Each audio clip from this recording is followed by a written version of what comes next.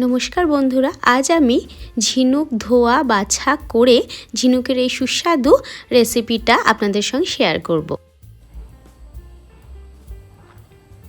এই যে আমি ঝিনুকের এই অংশগুলো বাদ দিয়ে দিচ্ছি, আর ভিতরে যে পায়ুনালিটা আছে অর্থাৎ যে সবুজ নোংরাগুলো, সেগুলো আমি যতটা পারবো বের করে পরিষ্কার করে নিচ্ছি। ঝিনুক রান্না করতে গেলে ঝিনুক পরিষ্কার করাটা আগে খুব দরকার।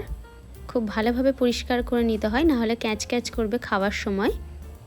এই যে আমি এইভাবে যতটা পাচ্ছি ভিতরে সবুজ সবুজ যে সমস্ত নোংরা আছে সেগুলো বের করে নিচ্ছি। আমি আবারও দেখিয়ে দিচ্ছি কিভাবে ঝিনুকটা পরিষ্কার করছি। এই যে বাজার থেকে আমি এই অবস্থাতেই কিনে নিয়ে এসেছিলাম, নিয়ে এসে এই যে পরিষ্কার করে নিচ্ছি সবুজ সবুজ অংশগুলো যতটা পাচ্ছি। বাইরে যা কিছু নোংরা আছে সবটা দেখতে পাচ্ছেন, ভালোভাবে পরিষ্কার করে নিচ্ছি। এই যে পরিষ্কার হয়ে গেছে, দেখতেই পাচ্ছেন খুব ভালোভাবে ঝিনুকের নালিগুলো পরিষ্কার করে নিচ্ছি। ভিতরে যে ময়লাগুলো আছে সেগুলো বের করে নিচ্ছি। আর এই যে পিছন দিকেও খানিকটা নোংরা আছে, এইখানটা সামান্য কেটে মতো দিয়ে এই নোংরাগুলো বের করে নিচ্ছি। মোট কথা ঝিনুকের চারিদিকে নোংরাগুলো বের করে নিতে হবে, সবুজ সবুজ নোংরাগুলো।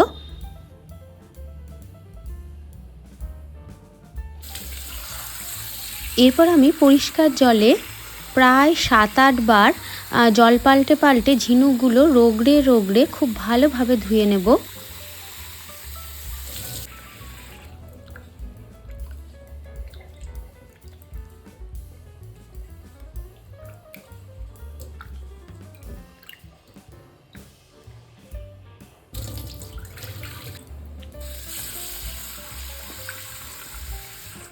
দেখতেই পাচ্ছেন আমি বারবার জল পাল্টে পাল্টে ধুয়ে নিচ্ছি পরিষ্কার জলে।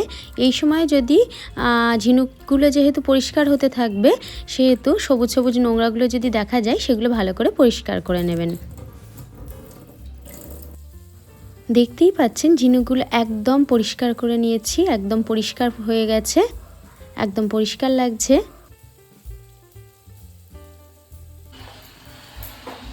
এরপর আমি ওই ঝিনুকগুলোতে ঈষৎ উষ্ণ গরম জল দেব আর নুন দেব, দিয়ে আরও একবার রগড়ে রগড়ে ধুয়ে নেব। গরম জলটা যে যেরম গরম নিতে পারবেন সেরম দেবেন, এটা হাতে করে একটু রগড়ে আমি ধুচ্ছি। অনেকে অবশ্য গরম জলে মিনিট 2 কিন্তু ফুটিয়েও নেয় ঝিনুক রান্না করবার আগে। আমি ফোটাবো না, আমি এখানে যেহেতু ভালোভাবে আগেই ধুয়ে নিয়েছি। এরপর গরম জলের মধ্যে নুন দিয়ে হাতে করে হালকা হাতে রগড়ে রগড়ে যেটুকু ময়লা বাকি থাকবে সেটুকু বের করে পরিষ্কার করে নেব। আমি একটু ঠান্ডা জলে মেশাচ্ছি, কারণ গরম জলটা খুব বেশি গরম ছিল, আমি হাত দিতে পারছিলাম না। এইবার আমি এটাকে ভালোভাবে রগড়ে রগড়ে এই অবস্থায়ও পরিষ্কার করে নেব।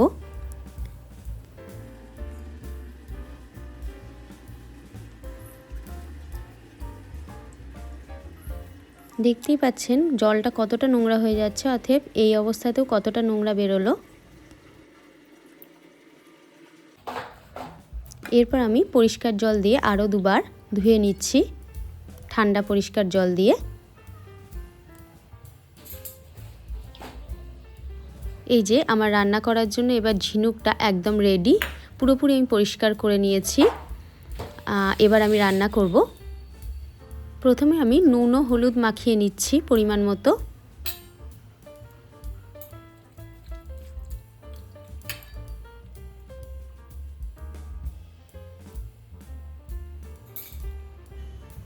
কড়াইয়ে 2-3 চামচ মতো সরিষার তেল দিয়ে নিচ্ছি। এর মধ্যে আমি শুকনো লঙ্কা ভাজতে দেব।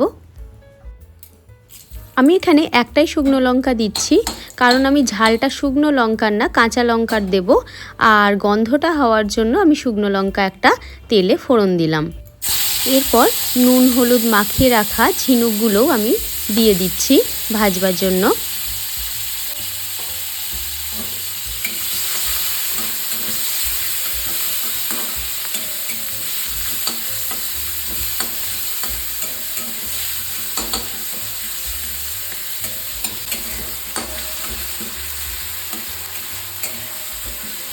মিডিয়াম আঁচে আমি ঝিনুকগুলো হালকাভাবে ভেজে নেব, মানে খুব কড়া ভাজবো না, মোটামুটি হালকা ভাজা ভাজা হলেই হবে।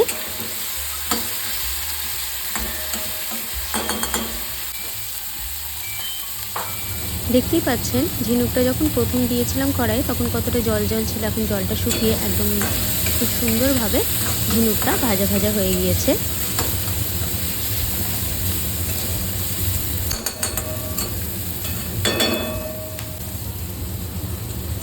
এরপর আমি পেঁয়াজ দিয়ে দেবো। এখানে আমি দুটো মিডিয়াম সাইজের পেঁয়াজ লম্বা করে কেটে রেখেছি, সেটা আমি পুরোটাই দিয়ে দেবো।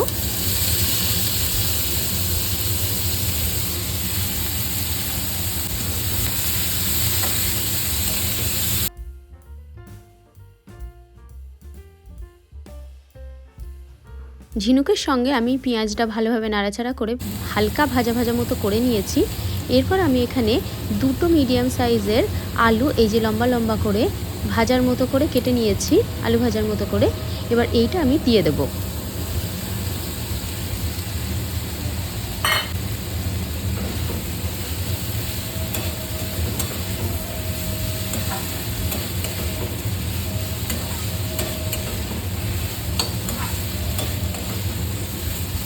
আলুটা ভালোভাবে তরকারিতে নাড়াচাড়া করে নিয়ে এরপর আমি পরিমাণ মতো নুন দিয়ে নিচ্ছি।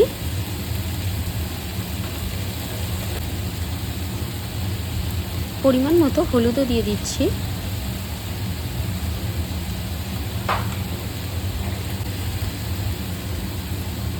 এরপর আমি খানিকটা জিরা গুঁড়ো দিয়ে দিচ্ছি, তবে সব কিছুই অল্প পরিমাণে দিচ্ছি, কারণ আমি দুটো আলুর ঝিনুকের চচ্চড়ি করছি, খুব বেশি পরিমাণ তো করছি না।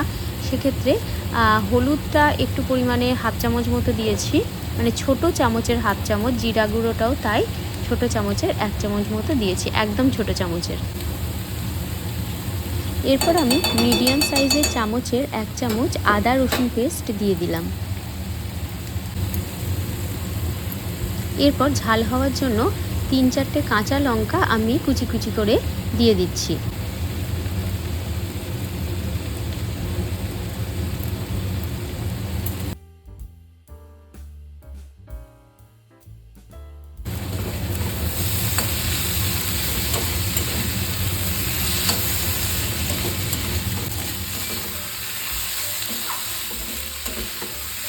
ভালোভাবে নাড়িয়ে চাড়িয়ে আমি চচ্চড়িটা এবার করে ফেলবো।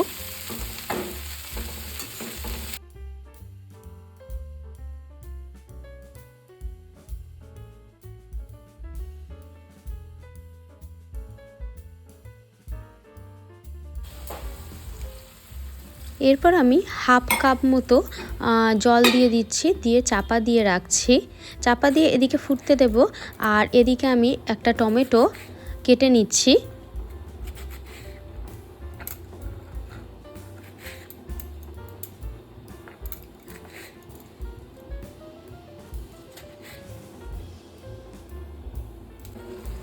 আমি এখানে 3-4 মিনিট মতো চাপা দিয়ে রেখেছিলাম।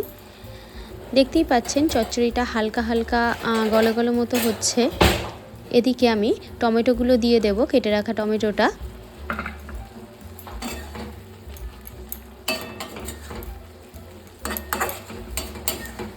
জলটাও একটু কমে গেছে, আর তরকারির আলুগুলোও কিন্তু একটু গলা গলা মতো হয়ে গেছে। টমেটোটা দিয়ে আমি ভালোভাবে নাড়িয়ে চাড়িয়ে নেব।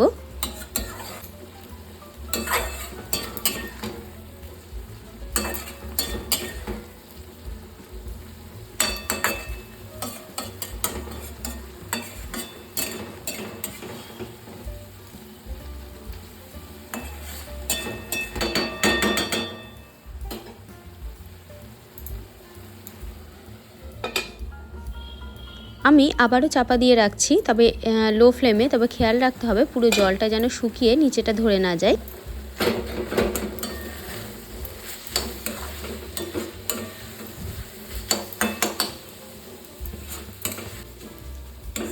চচ্চড়িটা খুব সুন্দর মাখো মাখো পর্যায়ে চলে এসছে। আলুগুলোও বেশিরভাগই গলে গেছে, বেশ একটা মাখো মাখো ব্যাপার এসে গেছে। আর এই যে ঝিনুকগুলো, চচ্চড়িটা একদম শুকনো শুকনো পর্যায়ে এসে গেছে। এই সময় আমি হাফ কাপেরও একটু কম জল অ্যাড করলাম। এই সময় নুনটাও চেক করে নিতে হবে। আমি যে পরিমাণ জল লাগবে একবারে না দিয়ে একটু একটু করে বুঝে বুঝে দিচ্ছি। এই সময় নুনটা চেক করে আমি পরিমাণ মতো নুনও অ্যাড করলাম।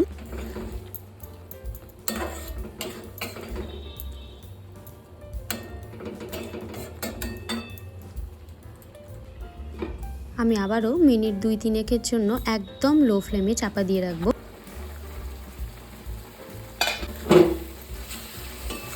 এই যে আমার আলু দিয়ে ঝিনুকের ঝালঝাল চচ্চড়ি একদম রেডি।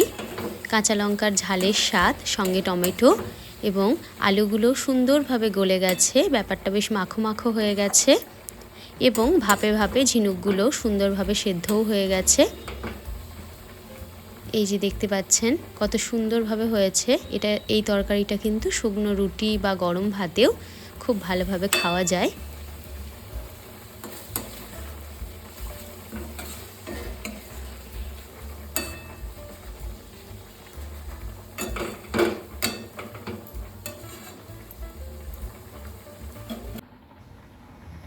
যারা ঝিনুক খান তারা তো অনেকবারই নিশ্চয়ই ঝিনুকের কষা করেছেন। একবার এইভাবে আলু দিয়ে চচ্চড়ি করে দেখুন, আমার মনে হয় ভালো লাগবে। রেসিপিটা ভালো লাগলে অবশ্যই কিন্তু লাইক, শেয়ার, সাবস্ক্রাইব করবেন। Thank you.